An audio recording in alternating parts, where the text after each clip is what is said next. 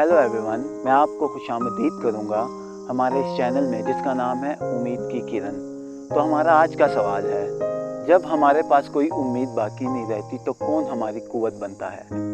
तो मैं बाइबल मुक़द्दस में से आज पढ़ूंगा ज़बूर की किताब, उसका 73वां बाब, उसकी 26वीं आयत। उसमें कुछ यूँ लिखा है, गो मेरा जिस्म और मेरा दिल ज़ाइल ना रहे, तो भी खुदा हमेशा मेरी कुव्वत है। इसमें हम ये देखते हैं कि कभी कभार ऐसा होता है कि हमारे घर वाले या हमारे बहन भाई, हमारे दोस्त हमें एक्सेप्ट नहीं करते, वो हमें खुद से दूर रखते हैं, तो हम बहुत ज़्यादा टूट जाते हैं, हम जिस्मानी तौर पे भी टूट जाते हैं। तो हमें चाहिए कि हम खुदा को अपना निजात दहिंदा माने, उस पर ईमान लाएं, वो ही हमारा निजात देने वाला है। आपका बहुत बहुत शुक्रिया हमारे इस चैनल पे आने के लिए।